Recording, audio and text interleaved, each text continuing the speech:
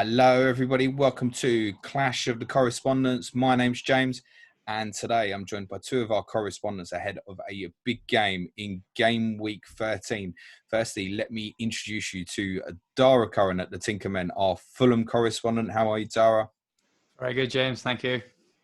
And we're also joined by Sam Murray at FPL Seagulls, our Brighton correspondent. How are you, Sam? Very good, thanks. Thank you for having me. You're very welcome, mate. Dara, what a performance that was against Liverpool on Sunday. What's your reaction to that? Yeah, delighted to get something out of the game. I don't think anybody would have given us any hope of even picking up a point before the game started. So to get a point is definitely a bonus, but it almost feels like a bit of a disappointment not to get the 3 or get something more from it.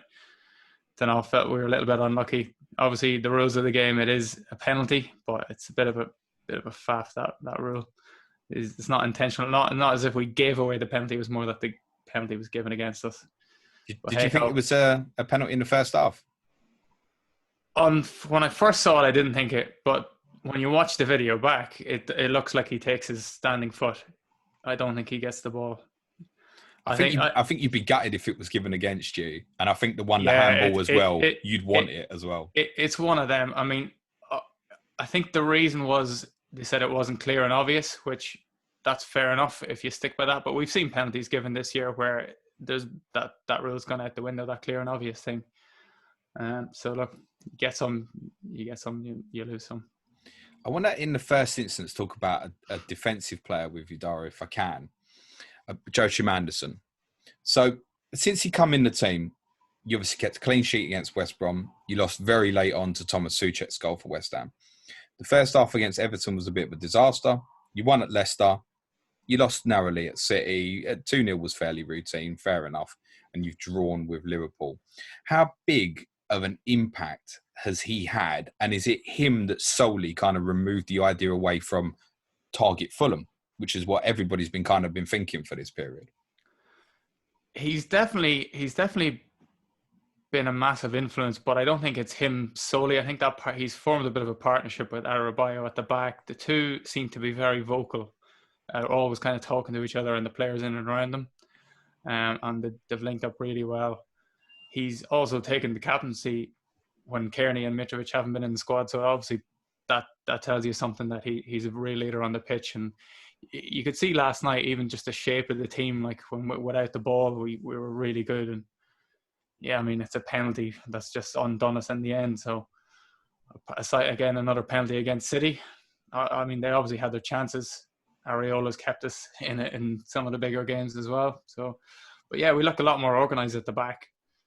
Obviously, a little bit of a weakness at right back still, but massive improvements. And when you look at the opening game of the season, that was basically the defence from last season.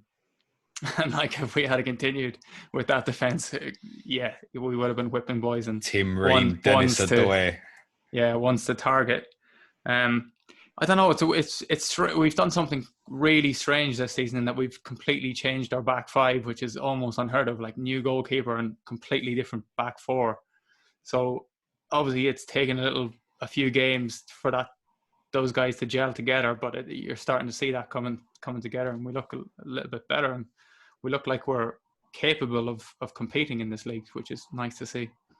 Yeah, I want to come back into some of the individuals actually defensively, because unbelievably, I think they'll be of interest to some people. But to bring Sam into the conversation, and we should timestamp this, we are recording this on Monday morning just in case there's any team news between now and release that we're unaware of. But Sam, if Fulham win, they go above you. Yeah. How has that happened? All of a sudden, well, a few weeks ago, it seemed like a gap was forming between the bottom 5 or so, and we were just about pulling away after we beat Villa, I think. And now a couple of good results for Burnley and Fulham, and we've been poor, and now the pressure is on. Pressure's on already. So what's happened since the Villa win? Because I think when you won at Villa, ironically, it was one, it could have gone either way. And you've had games this season, United's obviously been very well documented, where you should have got more from the game. I mean, you should have won against Manchester United. But the Villa game felt like a turning point, because it felt like a game which it could have swung either way, but you ended up winning it. There was obviously the late drama with VAR. But at that point, as you say, it felt like, well, the bottom four are adrift. One of them's going to stay up. The other three will go.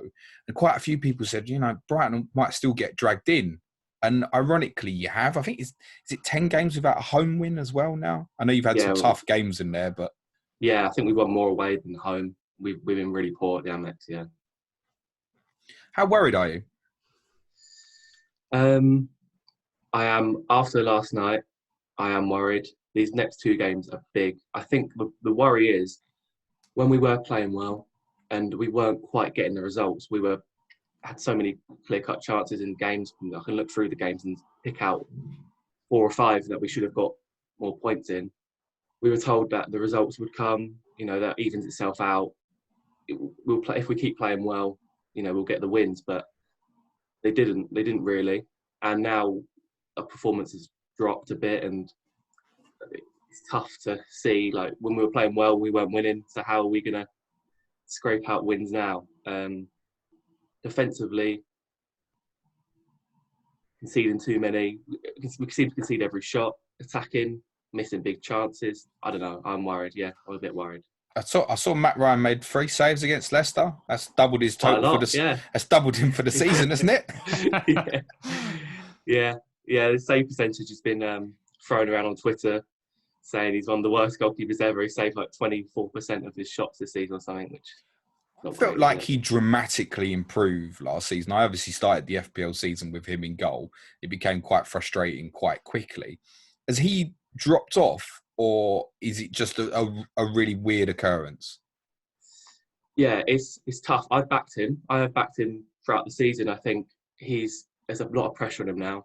I think he hasn't looked very convincing recently. I think that's the word I'd use. But this save percentage thing, it could be to do with just the quality of the shots we're facing. I think we've conceded loads of penalties as well, and he hasn't saved any of those, so that brings his percentage down. But yeah, maybe a bit of time out of the team again would help him. He's not in good form, and it's important to have a keeper that you feel comfortable with. I don't know who would bring in for him, but...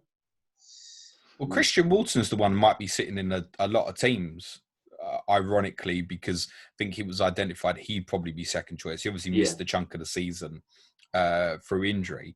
Do you think, is there any chance that he might be the one that comes in as number 1? Yeah, I think if Walton was to be dropped, it would be... if Ryan was to be dropped, it would be Walton or Sanchez that comes in. Both pretty even. The only reason why Walton didn't come in against Spurs was because he was injured.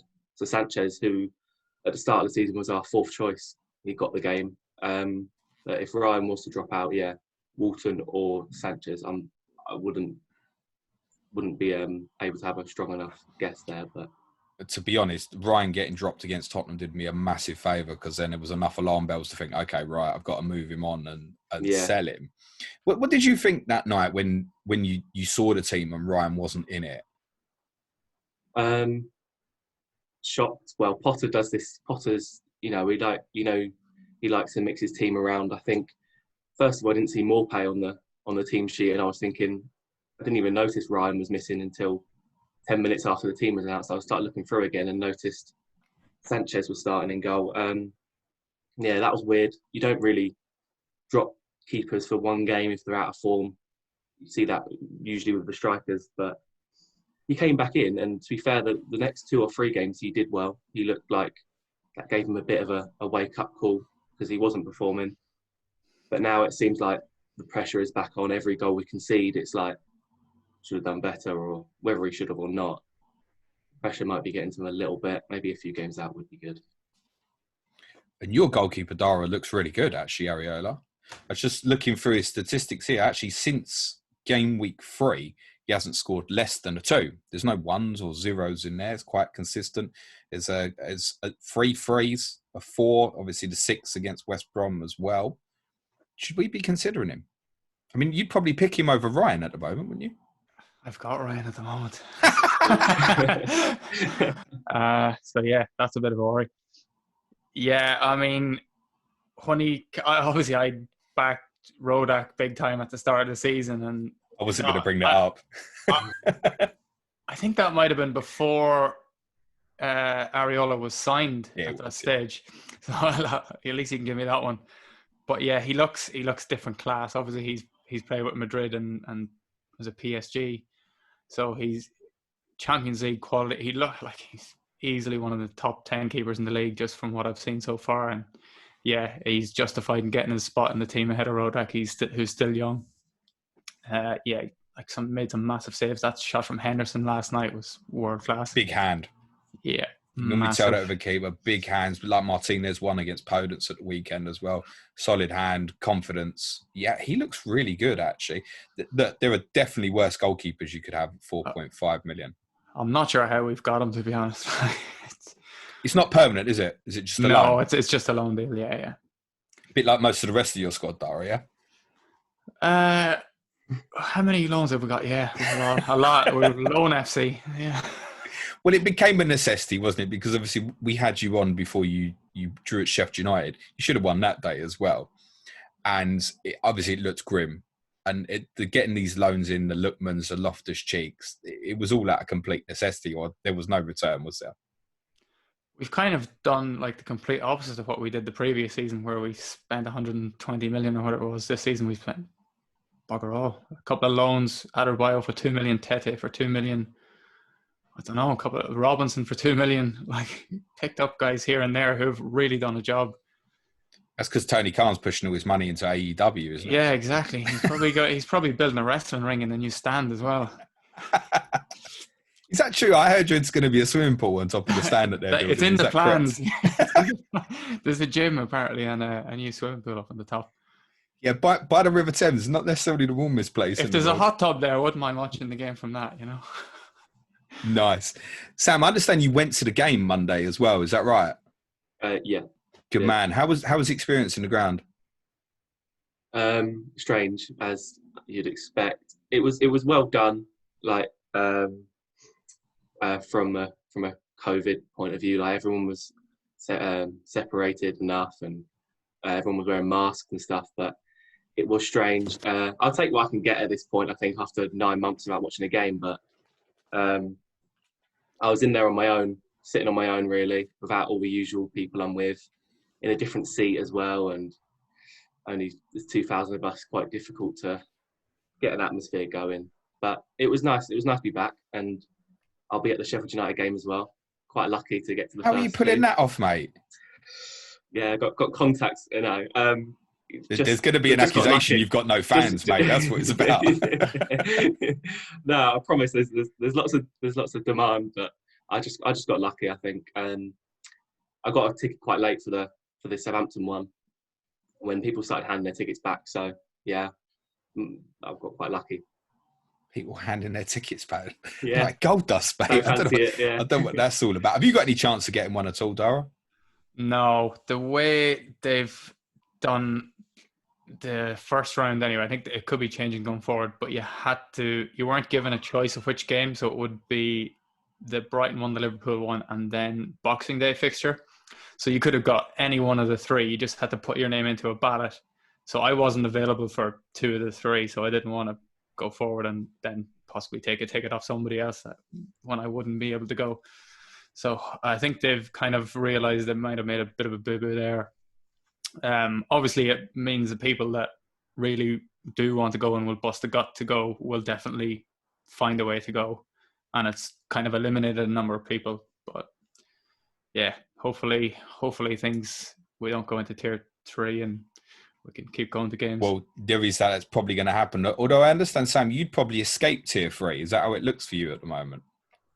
Yeah, I think so. Well, there was talk we'd go into the lowest tier, but I don't think that's possible at the minute. I think hopefully we'll stick in the tier 2, get some fans to the Sheffield United Arsenal games, which would be nice. Yeah, it's definitely made an impact that having the fans. I know obviously you didn't win the game on Monday, Sam, but I think from the majority of the games, it does look like, if you look at sort of Everton's performance, Palace themselves on Sunday as well, Dara, it definitely has had a little bit of an impact having 2,000 fans in there. I think there's a lot to be said as well in terms of it's gone from no noise to the players who are playing away from home are like, is anyone here supporting us? So that 2,000 makes a difference. So how often do you hear away fans at Premier League grounds and there's only 2,000 or 3,000? You feel like, you'll know, Sam, you travel up and down the country, you feel like you can give that back in. For away players at the moment, looking at it, okay, there's only 2,000 of them, but there's literally none of us. Yeah, You're more outnumbered than you would normally be, obviously. That was one of the weirdest things when I think Danny Ings scored that penalty with 10 minutes to go. You'd usually expect a roar from the away end, and it was silence. I think I heard Che Adams screaming yes, like you don't usually hear that from the players, but strange. Dara, if we can move on to the system, I'd like to ask, what system are you playing at the moment? I think Parker's kind of got different systems at the moment, depending on the opposition. But in the last 3 games, I'd say against the tougher ones, he's kind of playing like a 3-4-3, or it's almost like a 5. He's playing wing backs, essentially. It's 5 at the back, out of possession, and 3-4-3 in possession, with Bobby Reid kind of playing a right wing back.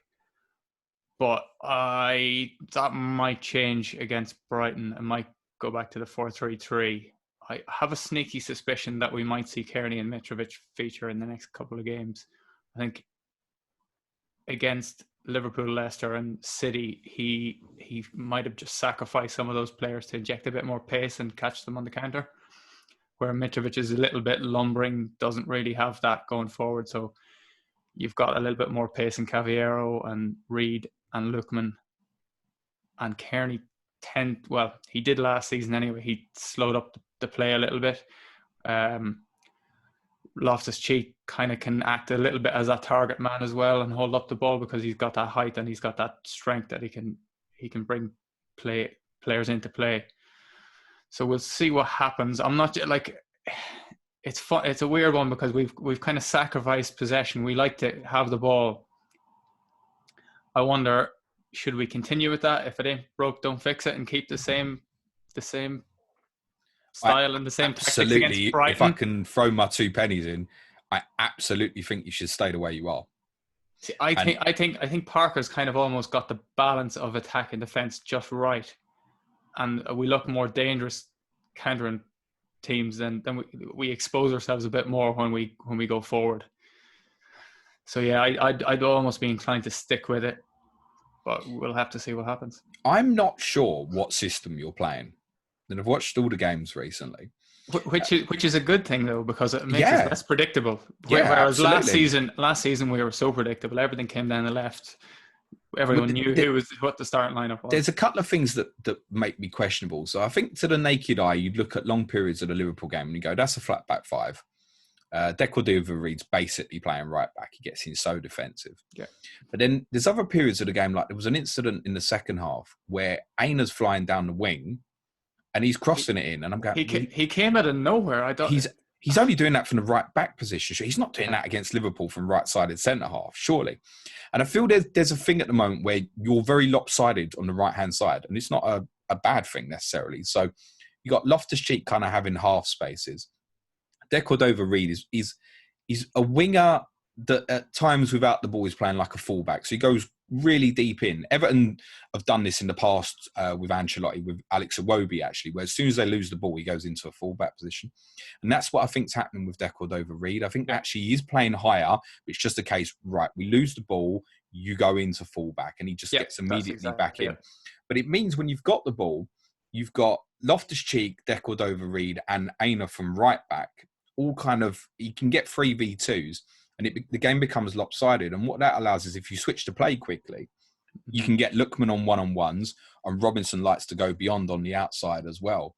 And it actually looks difficult to play against because it just looks lopsided.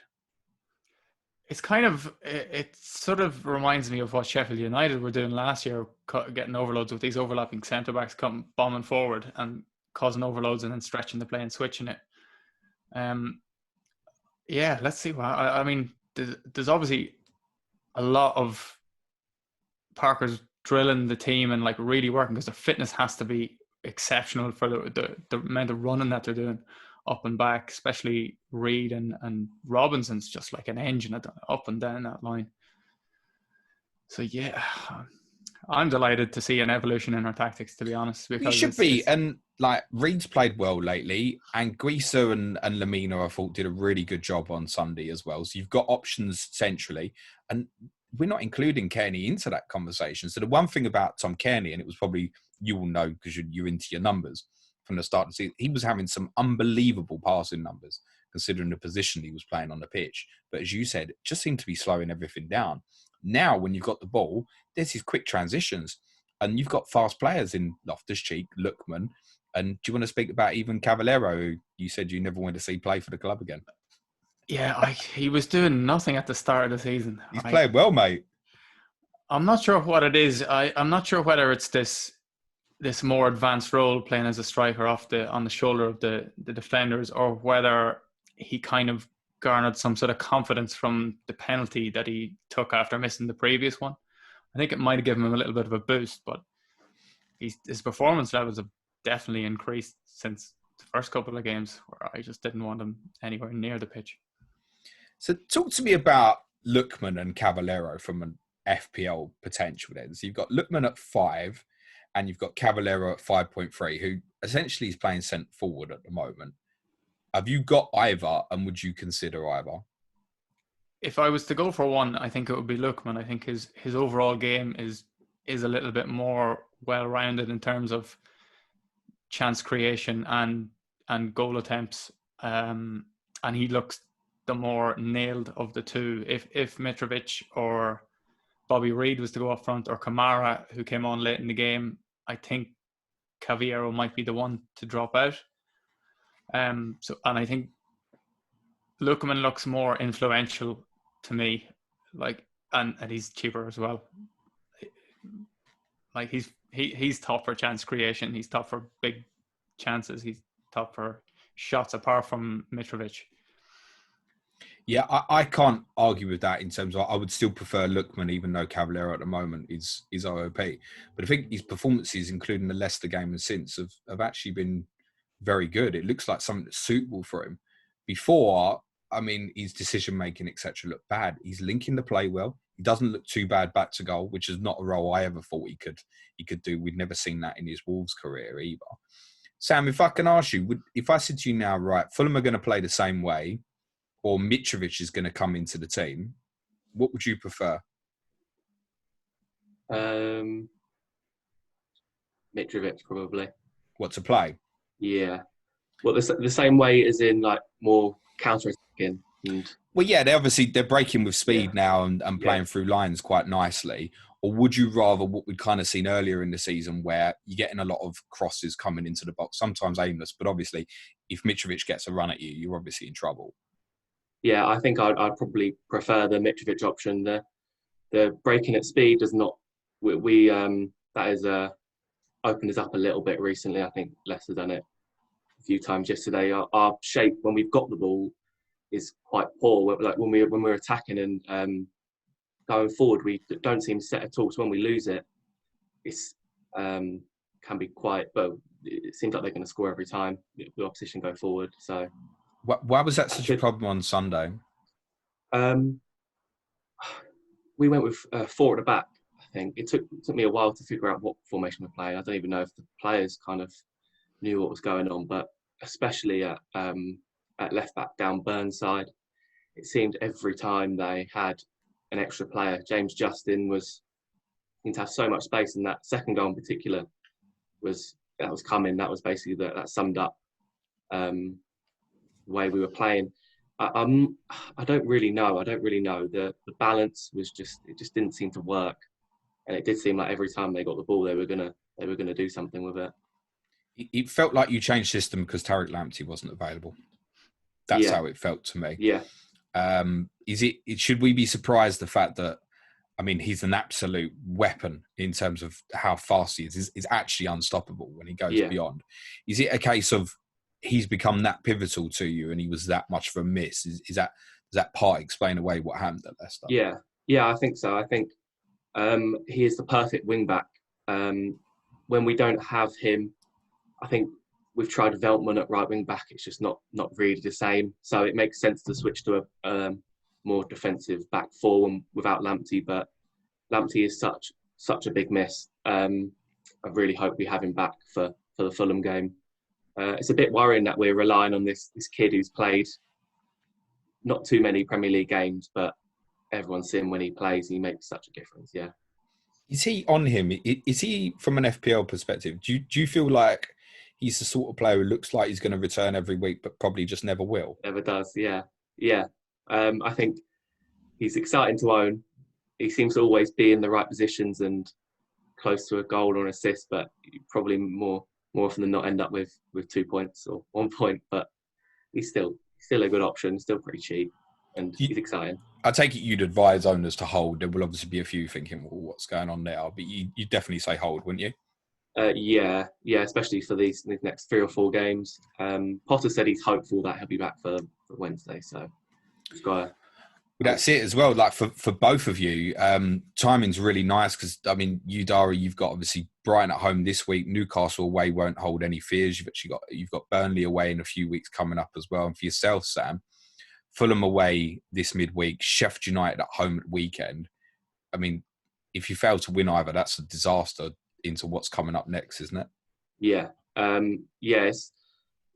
Fans are starting to worry a little bit, but these next 2 are a big opportunity to put things right. Even 4 points from the next 2 would be really, really nice. And then I think we've got some more difficult games after the next 3 going into New Year maybe. So really, really important games coming up. Do you look forward to these games? Do you think, okay, this is a chance to get some points on the board? Or in an odd way, would you rather have the fixtures that you've got afterwards, like West Ham, Arsenal and Wolves, for example? Look forward to, maybe not. I don't think so. I'd rather have the Arsenal West Ham games, I think, because these games against the teams that are in and around the bottom with us are very nervy. And Brighton, we don't usually perform in these sort of games. I don't know if it's just because I'm a supporter. It seems like we always mess up these games. Maybe we don't, but it's definitely puts a lot of pressure on and makes it quite difficult to watch. But is Potter under pressure? Is that fair or unfair? Because even like we say, obviously you won at Villa and the results since, but actually when you look at it on paper, you drew with Liverpool, fair enough. You lost at home to Southampton, dodgy penalty call. All right, you got well beat at Leicester. 3 tough games on paper. You wouldn't have expected a huge total from those games anyway. I think you would have targeted trying to win against Southampton, but the other 2, to be honest, the point against Liverpool's a bit of a bonus, as Dara will probably testify from the weekend. Although he probably feels like he should have won now. Is it fair to say Potter's under pressure? Is he? What's the fan feeling at the moment? It's an interesting topic. I think there's a few fans, probably the loud minority, that are not happy and negative. But I really, really back Potter. I think, again, these next 2, if we fail to win in the next 2, I think the pressure will be on him. And it's unfair. I think maybe, I mean, there's times where he could have done better, game management, and he'll learn. But the blame gets put on the manager straight away in these sort of situations. Whereas if the players, there's so many games where if the players took their chances, we'll be mid-table laughing, and everyone will be saying that Potter's the next best thing. So, yeah. That might be Scott Parker, Dara. Word for him? I wasn't sure about Parker, to be honest. Even last season and coming into this season, I wasn't sure if he could step up to the Premier League, but he's looking like he's definitely able for it. It was like Brighton, for me, I was shouting their praises at the start of the season. I thought they looked really, really good. And like you say, the results would come. That's what I thought would happen. And I think the longer it's gone on, they've almost kind of just got dragged into it. And then it's harder to get the result from it. It's one thing Parker kind of always talks about is kind of dusting yourself down from a bad result and getting on with it. Just the next game, forget about that thing. And he's able to get the team riled up for the next performance. I think that's one thing he does really, really well, is to be able to get his players up for a match, and especially the big matches. So this game on Wednesday, I expect Fulham to be up for it. Like if you look at the playoff final last year, was massive. the West Brom game that we had this season was another big one, and we really went out and got the 3 points there. I think his man management and his ability to like just instill confidence and rile the players up for the big game is something that's really testament to him. He just has a way of dealing with the players, and just everybody that's signed for the club this season has just said they spoke with Parker, and he was the one that as soon as they spoke to him, yeah, he was in. They were in. So that's something that he's really got going for him. Yeah, look, I think he's learning on the job. It's worth remembering. Absolutely. It's his first job. He really impressed as a coach at Tottenham. There was a lot of, he was held in high regard. Behind the scenes, the people at Tottenham were really disappointed when he left. I know that. So he's learning on the job, and looks like he's evolving. I think it's very easy to go, young English coach, out of his depth in the Premier League.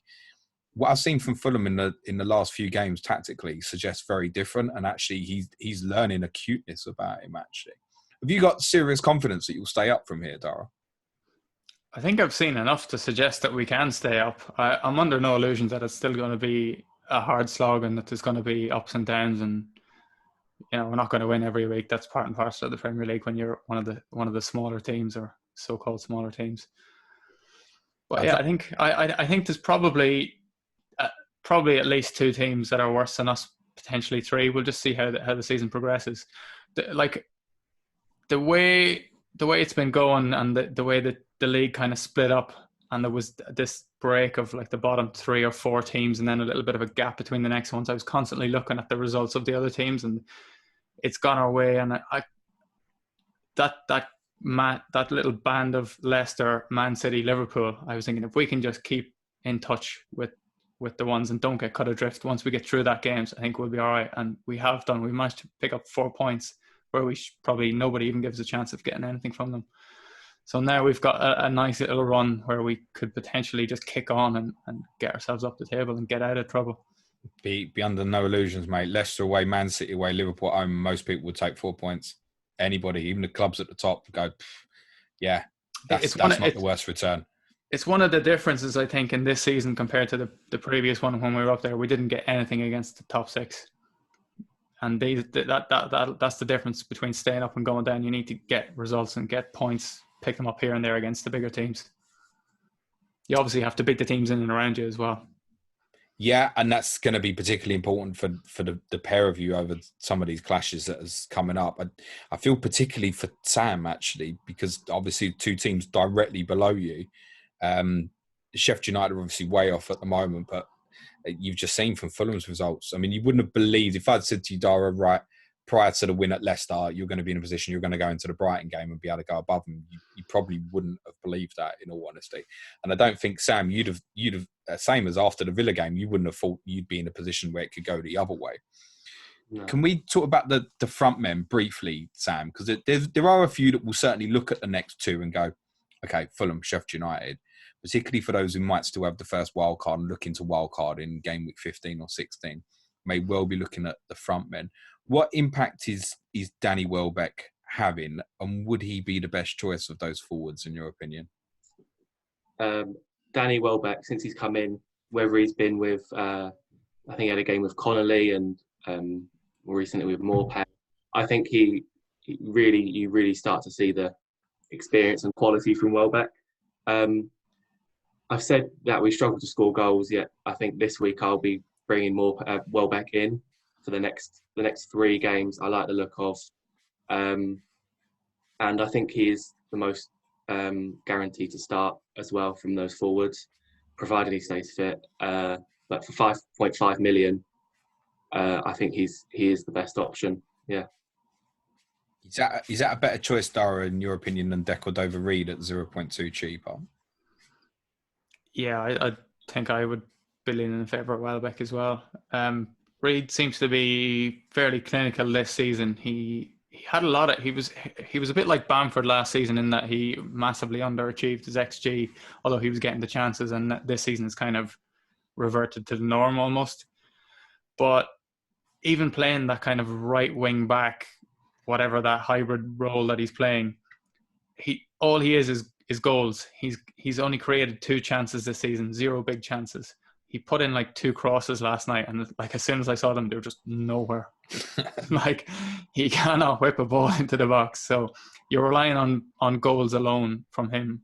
I think Welbeck kind of has a bit more of a rounded game to him. This is part of the reason for leaving Mitrovic out, isn't it, though? The only good crosser really is Robinson, really, isn't it? We're waiting on Tete back as well. Yeah, true. He could potentially come in ahead of Aina. Yeah, I presume that would be an obvious change at right back, would it?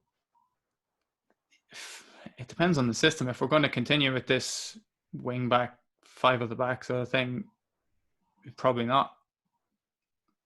He's 4.3, Tete. He's dropped down a bit, yeah. Obviously, when it comes round, and I think the interesting aspect is once we come into sort of blank and double game week season, which obviously unusually in FPL this year is going to be in January, there'll be people looking at people like 4.3, oh, who can I fit in? So, I mean, for example, you, Dara, if I said to you now, you've got double game week 19, and it would be, if it happens, Chelsea at home, Manchester United at home, you can pick one Fulham player, who would it be? I've only got 4.3 million. I know you've got unlimited money, but you need one Fulham player. Unlimited money. I'd probably go Lookman. It depends on what I'm looking to do, though. If I was really looking to go budget, I think I'd just pop in Anguissa, because he's, just got a little bit extra about him in midfield. I mean, I know I said at the start of the season, Reed, but that was because Anguissa was a bit of an unknown and we didn't know whether he was going to be around or not. But he's just breaking lines, taking on the players. His interceptions and recoveries are like top in the league almost for midfielders. I'm glad you brought Anguissa into the conversation, because that is probably the big 4.5 million debate, isn't it? It's you two. That should have been this podcast. Anguissa versus Bissouma. Any thoughts on that, Sam? I actually really like Anguissa when I've seen him play. Bissoumah's been, I'll say it, probably our best player this season. I think he's been brilliant. He is a step up from the rest of the team. He's been really, really good. He's still my 4.5 mid, and I'll probably keep him in there. He's pretty certain to get 90 minutes each game, and he has a few long shots each game. One of them will go in eventually. Yeah, I mean, we've seen his capability, like for his goal at Everton, for example. Just looking at Anguissa's on 6 more points than Bissouma at the moment. I feel like if I was buying one of the two, I would probably lean into Bissouma. Purely just a little bit more security in the teams. Was there a game, Dara, he left Anguissa out and he picked Reed and Lamina? Everton, maybe, I feel. I might be chatting rubbish. Don't think so, no. I could be chatting rubbish. Oh, there was one. Yeah, sorry, there was one where Anguissa was on the bench. He came on second half. And Everton at home. Yeah, it was. He played 21 minutes against Everton. You were much better when he came on. I mean, actually. You could see the difference. We fell apart. We conceded way too easy. Yeah, that was a funny one. I think was it Kearney and Anguissa he left out, or was it Mitrovic and Anguissa he left out? Mitrovic was certainly left out, wasn't he? Yeah. Obviously, he hasn't started. He hasn't started since then. That was kind of the start of the changing of the shape. The flip is to say Bissouma's favourable because Anguissa's missed one game. However, Sam, we're coming into a period where the games are coming thick and fast, and that would just make me very nervous about owning or wanting to buy any Brighton players, I think. That's fair enough. But I think Bissouma this season really has nailed down that position. I think if Potter did drop him, especially we got some winnable games coming up. If he was on the bench for any of those, he would get some stick for that. I think Bissouma's pretty nailed. Is it fair to say you've missed Adam Lallana recently? It is, yeah. We have missed him. Beginning of the season, I wasn't really sure about the impact he would have, but he has been quality in the middle, just ticks along in the midfield, and he really does. We really have missed him. And that is the two players we missed a lot yesterday, Lamptey and Lallana, which isn't great. You can't really rely on a player like Lallana, I don't think, who misses a lot through injury here, and but we need him back. I think once we get him back, I don't know which position he'd take. Probably Gross, or maybe play both of them with Bissouma in the middle. But Lallana back in there would be good. We have missed him. Should Gross be of interest? I think we know he's got penalties now ahead of Neil Maupay. No, probably not. I think he started quite a few in a row, and I really like Gross. I've always liked him. I think the last few seasons he's been the most creative player we've got on penalties as well. Yeah, now, but I'm not sure. Not at the minute in for fantasy football. The nostalgists remember the 8 attacking returns in 2017-18. Well, mate, 6 the following year, 7 the following year. 4 so far this year suggests perhaps a return to form, but obviously those 2 goals were both penalties against Liverpool and Southampton. Although he did assist Solly March's winner at Villa. You're better off with him as left wing back, aren't you, to complement what Lamptey does at the other side? Would that be fair? Solly March, yeah, he's been really impressive as well this season. I think the balance you get with March and Lamptey, they're up and down the ground they cover. It's almost like having an extra player defensively, and when you go forward with those 2. But yeah, I think we look so much better with Solly March at wing back and Lamptey. Very impressive him there. All right, guys. I think we'll leave it there. That should be most of the topics covered and the players. I think it's an important period for both of you. Let's do predictions. We'll start with Dara's, the home team prediction for the game. It's 6 p.m. Wednesday, isn't it? Okay.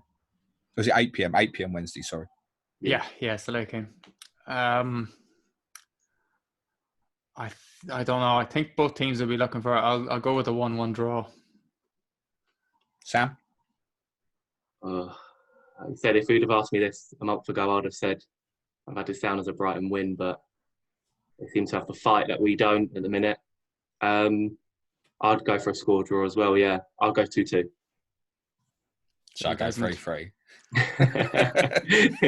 I set you up. I think on what I've seen, I think you might win this, Dara. I think 2-1, there would be no surprise if Brighton win the game. But I think you might nick this, actually, Dara. To flip that, Sam, I definitely think you beat Sheffield United at the weekend. So I don't think it'd be disastrous. And I think of the 2 of you, I would have far more confidence in your team staying up as well, Sam. I think at some point you'll put a couple of back-to-back results together. I think that what's made Brighton fans a bit nervous is some of the performances this season, the early kind of transfer moves in the window as well, because you kind of acted earlier than anybody in the transfer window. It was like, even myself thinking, can they push for top half? And at the moment, that progression that ceiling looks a bit too far at the moment to try and get in and kind of, to be honest, Palace, Newcastle, these sides aren't necessarily better than you, mate. And I think that's where the frustration is at the moment. Yeah, frustration is the word, yeah. I don't think you're in danger of relegation, but I think you run the risk of, if you don't get some good results in the near future, the confidence becomes like, I remember when you played Watford in sort of February and it was like horrible watching you. Yeah. Like, where's the confidence gone? That's the danger. But I think there's enough in terms of squad depth that you've got Connolly, Maupay, and obviously Welbeck now up front, who Welbeck can do damage if he stays fit. That's the problem. That's the biggest thing that would put FPL managers off buying him would be you get injured next week. But he seems to be managed quite well at the moment. Thanks very much, guys. Wish you the best of luck for Wednesday and for the rest of the season. I expect a detailed report in my DMs afterwards because obviously I'll be watching Spurs get their trousers pulled down at Liverpool, no doubt. Rest of the week, guys, we have a podcast on Sky tomorrow. Thursday, I'll be streaming on YouTube rather than Friday. That's because on Friday, we've got a full review of all the Game Week 13 action. We hope to have that out for you for lunchtime on Friday as well. The next Clash of the Correspondents will be on Christmas Eve with Aaron Lagor and Is My Cat playing, previewing Leicester and Manchester United over the Boxing Day weekend. Remember, guys, you can give Dara a follow at the Tinkermen on Twitter and you can follow Sam at FPL Seagull on Twitter. Thanks very much, guys. Good luck for the game week. Cue music, please, man child.